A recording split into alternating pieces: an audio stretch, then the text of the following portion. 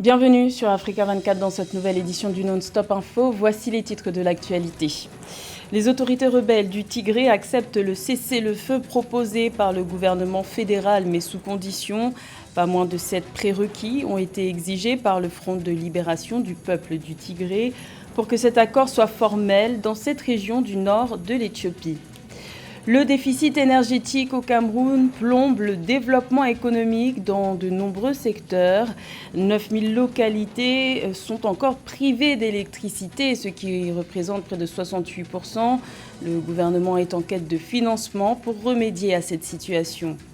Et le groupe marocain OCP s'allie avec la Société financière internationale IFC pour donner un nouveau visage à l'agriculture africaine. Un financement de 100 millions de dollars sera déployé pour le développement des systèmes alimentaires durables sur le continent. Mais tout d'abord, en Afrique du Sud, l'ancien président Jacob Zuma gagne une semaine de répit. L'ex-chef de l'État avait été condamné la semaine dernière par la Cour constitutionnelle à 15 mois de prison pour outrage à la justice. Il avait jusqu'au 4 juillet pour se présenter devant la police, mais il a fait appel et ce verdict sera réexaminé le 12 juillet. Rappelons que Jacob Zuma refuse de se rendre à la police et demande l'annulation de sa peine ou au moins une diminution en invoquant notamment son état de santé. Une résolution de conflit sous conditions en Éthiopie. Les autorités du Front de libération du peuple du Tigré se disent prêtes à accepter le cessez-le-feu décrété par le gouvernement fédéral le 28 juin, mais sous conditions. Pas moins de 7 prérequis ont été exigés pour que cet accord soit formel, mais il est peu probable que le gouvernement fédéral cède à toutes ces exigences. Les précisions de Nathalie Mo. Un cessez-le-feu est possible dans la région éthiopienne du Tigré. Cela sera cependant réalisable sous conditions, ont affirmé les rebelles tigréens le 4 juillet 2021. Le retrait des forces armées érythréennes, soutien des troupes éthiopiennes, a été exigé par les autorités du Front de libération du peuple du Tigré, le TPLF. En reprenant le contrôle de la capitale provinciale du Tigré, on a pu se rendre compte d'un renversement de la situation militaire, forçant le gouvernement éthiopien à décréter un cessez-le-feu unilatéral. C'est fort de cette position que les autorités locales dissidentes issues du Front populaire de libération du Tigré se disent prêtes à accepter un cessez-le-feu sous certaines conditions. Bien évidemment, ces conditions seront en fonction de leur volonté à vouloir faire plier le gouvernement sur certaines prises de position. Les rebelles tigréens veulent aussi que la responsabilité dans le conflit du Premier ministre éthiopien Abiy Ahmed et du président de l'Érythrée, Isaias Afwerki, soit établie. Dans son communiqué, le gouvernement dissident du Tigré a déclaré qu'il souhaitait un accès illimité à l'aide humanitaire dans la région. Il exige aussi la libération des dirigeants tigréens emprisonnés ainsi que le rétablissement des services sociaux de base pour les populations. Certaines ONG avaient pointé du doigt à l'armée éthiopienne des cas d'exaction sur la population tigréenne, mais jusqu'ici aucune procédure judiciaire n'a pu aboutir et la responsabilité du Premier ministre éthiopien Abiy Ahmed, qui, il faut le rappeler, est prix Nobel de la paix, n'est pas clairement élucidée. De son côté, le gouvernement central éthiopien a indiqué le 2 juillet 2021 être en voie d'organiser un dialogue inclusif duquel les dirigeants du gouvernement tigréen seraient toutefois exclus. Les autorités éthiopiennes souhaitent que les actions du TPLF soient condamnées. Les paroles s'envolent, les écrits restent. Le défunt Premier ministre ivoirien Amadou Gon Coulibaly l'avait compris. Décédé le 8 juillet 2020, il a laissé inachevé l'ouvrage autobiographique qu'il rédigeait. Ce livre a été présenté le 5 juillet à Abidjan. Reportage de notre correspondant Jeune Béniou.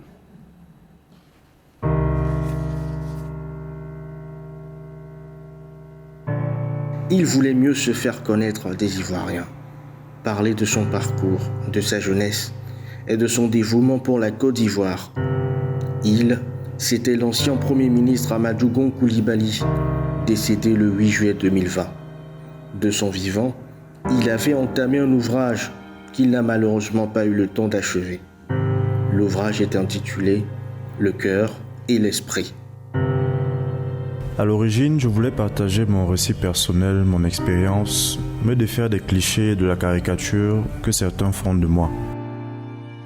Car des caricatures, il y en avait beaucoup sur Amadou Gon Coulibaly.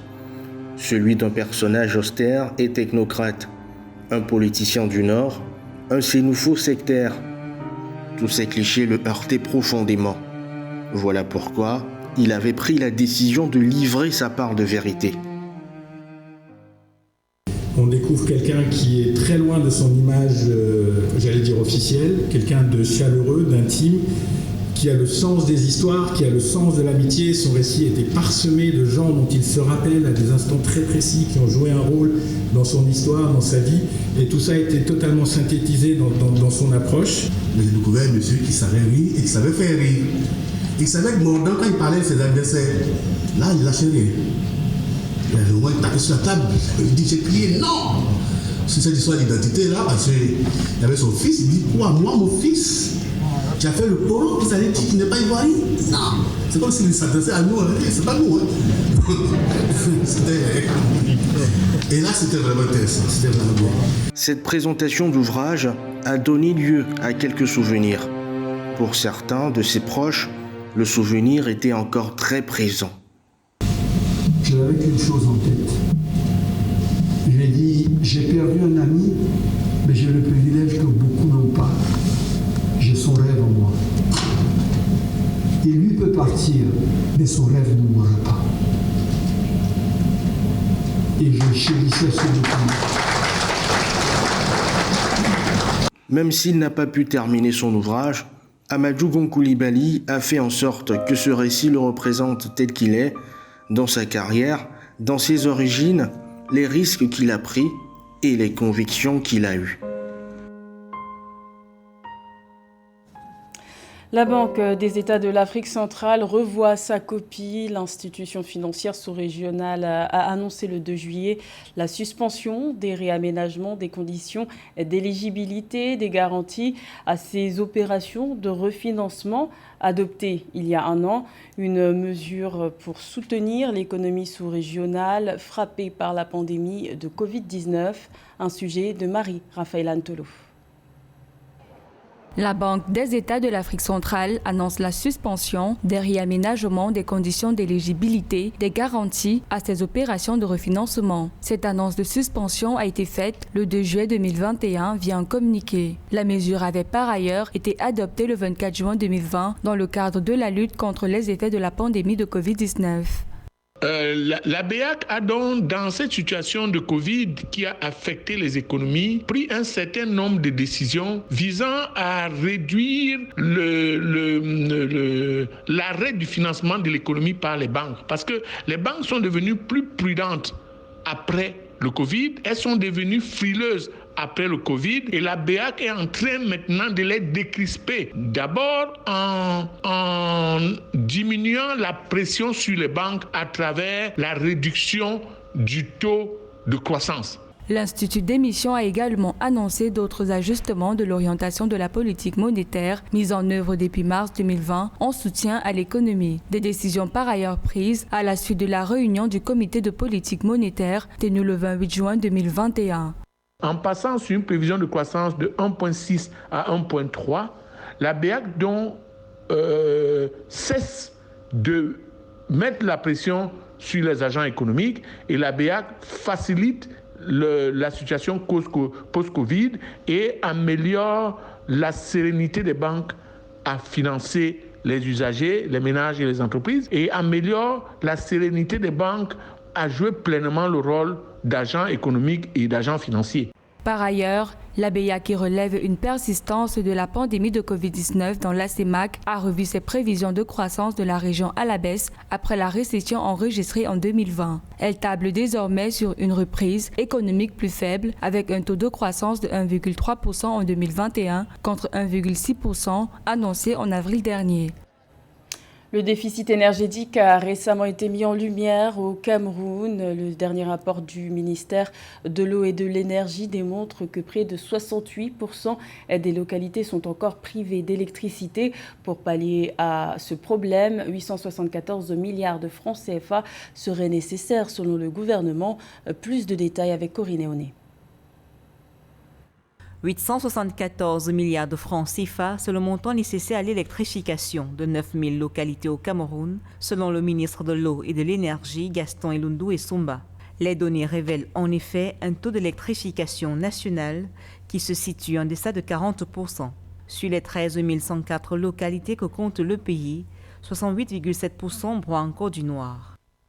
Le gouvernement, pour résoudre le problème du déficit énergétique au Cameroun, doit d'abord opérationnaliser et optimiser les institutions et structures existantes parce que il y a une grande perte d'énergie du fait du transport et ces grandes pertes d'énergie pourraient être corrigées en renforçant structurellement la qualité de service de la Sonatrel, la société qui a été créée spécialement pour le transport de l'énergie.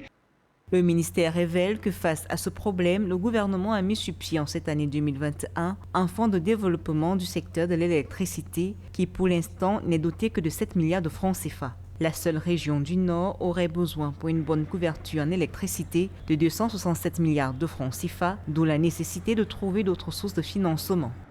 Avant de penser aux milliards qu'il faut investir pour renforcer l'opérationnalité du secteur énergétique, je pense qu'il faut d'abord rendre plus opérationnel et plus fluide les structures créées pour le renforcement du secteur énergétique.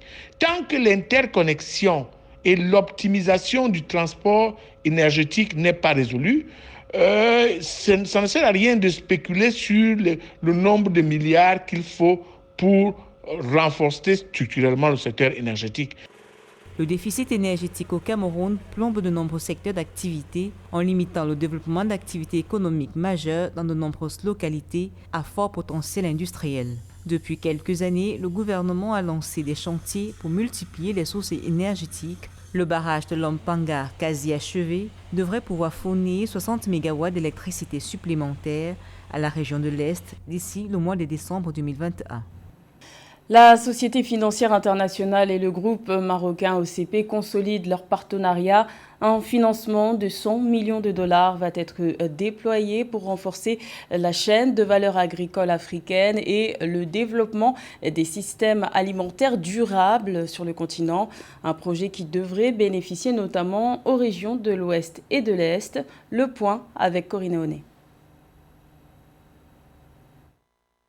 Le groupe OCP, premier producteur mondial de phosphate et leader sur le marché des engrais phosphatés, et la Société financière internationale ont signé un accord de financement d'une valeur de 100 millions de dollars. Ces fonds permettront à OCP de renforcer sa chaîne logistique et d'améliorer la disponibilité d'engrais adaptés aux sols et cultures locales en Côte d'Ivoire, en Éthiopie, au Ghana, au Kenya, au Nigeria, au Sénégal et en Tanzanie.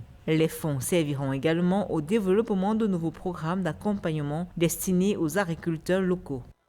À travers ce nouvel accord, nous pourrons soutenir plus de cultures, plus d'agriculteurs, plus de communautés et plus d'écosystèmes afin de mieux nourrir la planète. Nous concrétisons ainsi une nouvelle étape dans la réalisation de notre objectif commun de développer une agriculture durable en Afrique qui permettra au continent de jouer pleinement son rôle en matière de sécurité alimentaire au niveau mondial. Le groupe OCP, qui emploie plus de 21 000 collaborateurs, est l'une des plus grandes entreprises du Maroc et le premier exportateur mondial de phosphate. L'accord avec l'IFC s'appuie sur deux partenariats antérieurs, l'un visant à renforcer la filière du riz en Côte d'Ivoire et la filière du mil au Sénégal, l'autre visant à accompagner OCP pour l'obtention de la principale certification mondiale des entreprises pour la diversité des genres, Economic Dividend for Gender Equality. Nous pensons qu'en termes de priorité, il faudrait toucher les secteurs sensibles tels que les financements des entreprises de production de semences,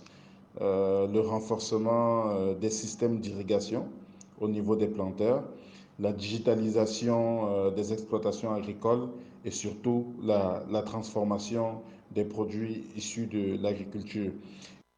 La Société financière internationale est la principale institution de développement, axée sur le secteur privé dans les pays émergents. Via ce partenariat avec l'OCP, l'IFC s'engage ainsi à combattre la pauvreté et à créer des opportunités en Afrique, tout en aidant la région à surmonter les retombées économiques de la crise du Covid-19. Dans le reste de l'actualité, le Maroc ambitionne de renforcer sa souveraineté sanitaire. Le pays a annoncé le 5 juillet un projet de fabrication locale du vaccin chinois Sinopharm contre la Covid-19. Un projet qui nécessitera un investissement global d'environ 421 millions d'euros. Aucune date sur le début de la fabrication du vaccin au Maroc n'a été donnée, mais la fabrication devrait démarrer à court terme avec une capacité de production de 5 millions de doses avant d'être démultipliée progressivement. C'était le journal de la rédaction. Merci de l'avoir suivi. L'information continue sur Africa 24.